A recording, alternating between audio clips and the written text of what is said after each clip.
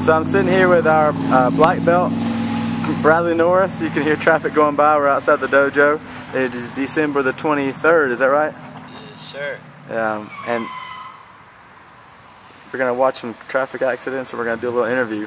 I want to talk to Bradley. Bradley, what have you been doing this year in martial arts? Been traveling a lot, practicing a lot. Really put some time into working to get my way to the top of the fighters place, and now I'm there, and the season's over, so I accomplished what I wanted. And when you say you've been traveling, where all have you been traveling? Been traveling all over the United States. I've been to, actually out of the United States, been to Ireland and Serbia, and I've been all over the place. It's just really fun to travel a lot, see all my friends from all over the place. And who are you traveling with? What team were you with? My team, Full Circle. They're located in, most of them in Florida, but a lot of them all over the place, so it's fun to see all the different places and all the different people. You guys get to come together and hang out. And if you haven't seen Team Full Circle, it's a very family atmosphere.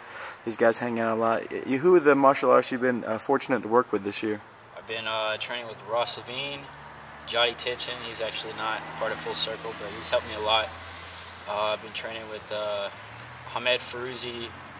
Just a lot of people from Full Circle have been helping me a lot, and I appreciate it. So a lot of guys have been involved in your career this year. And when you say you've been competing, what circuit have you been competing on? Competing in a circuit called NASCA. It's there's two circuits, NASCA and NBL. I won the NBL, so I wanted to go for NASCA. I won the NASCA now.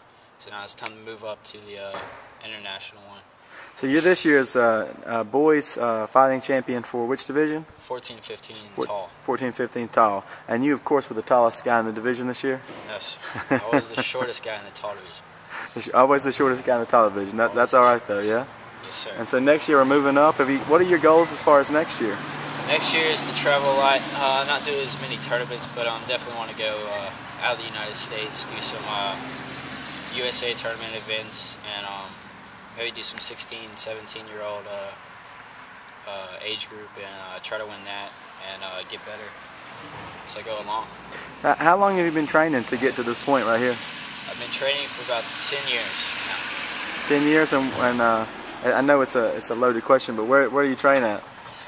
I train at Hickory Academy Martial Arts, located right here in Hickory Town. And what's that experience been like since you started? When you came to us, you were about 6 years old? 5.5. 5.5. Tell me what that experience has been like. It's been good. This place has been like my home, my second home. And I just come here, relieve everything, and practice a little bit, get better every time. And there's been some ups and some downs, and it always turns out in the end, always get better, everything. And we talked about the ups already.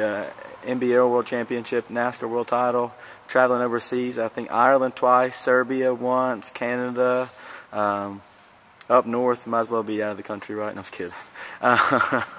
But what were some of the downs? What were some of the things you had to overcome to get to the point you're at right now? I mean, there were a lot of tournaments where I just went there, I wasn't feeling it. I went in first round, lost. I spent 2 minutes competing, and I had to go back home. In Ireland, I lost first round, went all the way over there, spent all the money, lost first round, had to come all the way back with that defeat for like 8 hours on the plane, thinking about that the whole time. How do you come back from stuff like that? You just get back and you train. After that, you lose your confidence, but once you train enough, you feel like your body's getting stronger, you get your confidence back, and you go back and you see the same people that beat you, and you go back and you beat them, and it just feels good.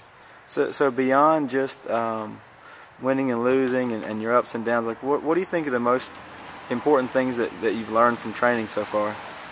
Important things that you can learn to train from anybody. You can learn to train from white belts, you can learn to train from black belts. You just got to move around, work with them, and you can actually learn stuff from anybody that you train with.